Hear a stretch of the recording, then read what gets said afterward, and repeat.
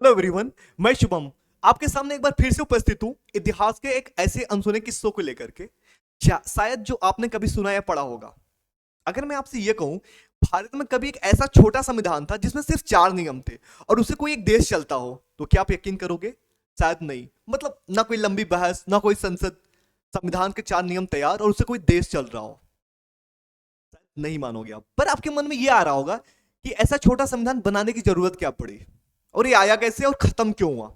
तो इस क्लास में वो सारी चीजें हम डिस्कस करेंगे। चलो एक चीज मुझे बताओ, क्या आपको ऐसा लगता है कि 1947 में अगर जब देश आजाद हुआ तो क्या सारे राज्य भारत में एक साथ सम्मिलित हो गए थे जो आज का मैप देखते हैं? तो जवाब है बिल्कुल नहीं। बहुत सारे राज्य ऐसे थे हमें खुद से जो मिलाने पड़े। जब देश आजाद हुआ ना, तो 552 टोटल रियासत थी, ठीक है, जिसमें 549 तो स्वतः आ गए थे।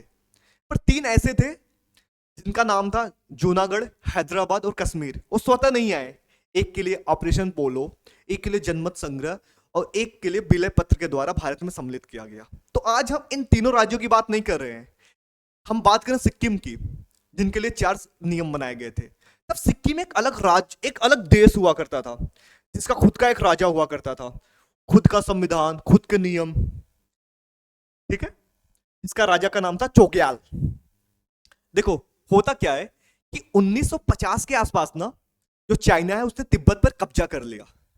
कब्जा करने से भारत के मन में यह डर सताने लगा, कल को अगर सिक्किम चाइना के हाथ में चला जाएगा तो हम जो बाकी के राज्य हैं, उत्तर पूर्वी के राज्य, ये हम कैसे इस पर एक्सेस करेंगे? क्योंकि ये तो चिकन नेग है और ये हमारे लिए सिर्फ एक राज्य खोने की बात नहीं थी।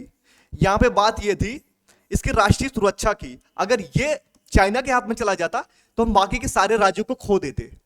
तो इस राज्य सिक्किम को बचाने के लिए भारत ने एक समझौता किया 1950 में वहां के राजा के साथ।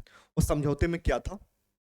पहला समझौते में 4 नियम ये बनाए गए कि पहला नियम, सिक्किम भारत का हिस्सा नहीं होगा, लेकिन भारत इसे सुरक्षा देगा। अगर कोई भी आंतरिक या बाहरी कोई विद्रोह या युद्ध होता है तो भारत उसकी सुरक्षा देगा। दूसरा यह था कि सिक्किम में भारतीय सैनिक रहेंगे लेकिन राजा सत्ता में नहीं रहेगा, ठीक है। तीसरा रूल यह था, सिक्किम की विदेश नीति अब भारत तय करेगी। अब तक जो सिक्किम देखती आ रही थी, वहां का राजा देखता आ रहा था, अब इसको भारत तय करेगा वहां की विदेश नीति। चौथा नियम यह बनाया गया कि सिक्किम के लोग भारत में आ जा सकेंगे लेकिन भारतीय कानून वहां का लागू नहीं होगा। मतलब यह था, अगर सिक्किम का कोई नागरिक भारत में आता है तो उनके ऊपर कोई भारतीय लॉ एंड ऑर्डर नहीं चलेगा, वो सिक्किम के अनुसार ही चलेगा। देखो, ये चीजें 1950 से चलती है। ये जो समझौता था 1974 तक आते आते अपने चरम पे आ जाती है, क्योंकि 1950 से ही ना जो राजा था धीरे धीरे तारासा और निरंकुश होने लगता है। तो जनता के मन में गुस्सा आ जाता है, आक्रोश आ जाती है। तो वहां की जनता ये चाहती है कि भाई अब किसी तरीके से यहाँ का राजा हट जाए और जो अपना भारत है ना, भारत में सम्मिलित हो जाए सिक्किम। तो 1975 में जनमत संग्रह होता है। क्या होता है? जनमत संग्रह, जिसके द्वारा ये होता है ना कि 97% सिक्किम की जनता ने यह कहा कि सिक्किम भारत में शामिल हो। फिर क्या था? तेरी किसी बात की नहीं थी। सिक्किम का सबसे छोटा संविधान खत्म हो गया और 22 अमेंडमेंट से भारत में सिक्किम जुड़ गया। 36 अमेंडमेंट हुआ। 36 अमेंडमेंट जो 1975 को हुआ, जिसके द्वारा भारत का 22वां राज्य सिक्किम घोषित किया गया, जो आर्टिकल 2 के अंतर्गत आता है। You got it? अब हम बात करते हैं कि क्या भारत में सिक्किम आज भी अलग है? जी बिल्कुल। भारत के अंदर सिक्किम आज भी अलग है। उसको एक स्पेशल राज्य का दर्जा दिया गया है। एक अनुच्छेद है 371 का एफ, इसमें यह कहता है कि जो सिक्किम होगा ना, एक स्पेशल स्टेटस की तरह होगा, एक स्पेशल स्पेशल स्टेट की तरीके से होगा। कैसे? पहला तो ये होगा, सिक्किम में जमीन बाहरी लोग नहीं खरीद सकते हैं। दूसरा ये होगा कि सिक्किम के नागरिक के लिए नियम अलग होगा। तीसरा ये था, राजा का पद पूरी तरह खत्म कर दिया गया। मतलब आप ऐसे समझ सकते हो कि सिक्किम में जो जमीन है सिर्फ सिक्किम के नागरिक ही वहां के खरीद सकते हैं, कोई दूसरे स्टेट का आकर के वहां पे जमीन नहीं खरीद सकता है। दूसरा यह था कि राजा का पद पूरी तरह समाप्त कर दिया गया और सिक्किम के नागरिक का नियम अलग होगा बाकी के राज्यों से, ठीक है।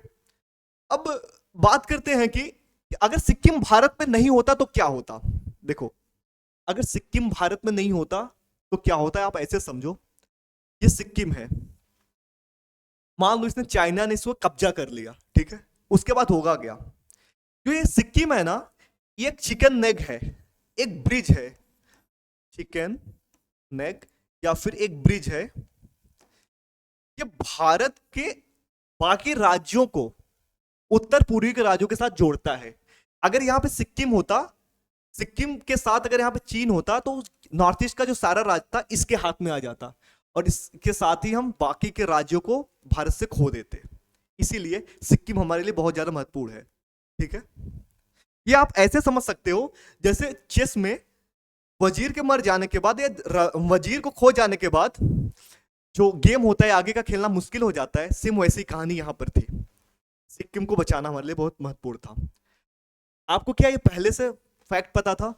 अगर नहीं पता था तो प्लीज कमेंट में बताइए, और अगर आपको ऐसा रोचक चीज पसंद आया हो तो प्लीज इसको लाइक और शेयर कीजिए अपने दोस्तों के साथ, और बताइए कि सिक्किम का अनसुना किस्सा क्या था, ठीक है। Thank you.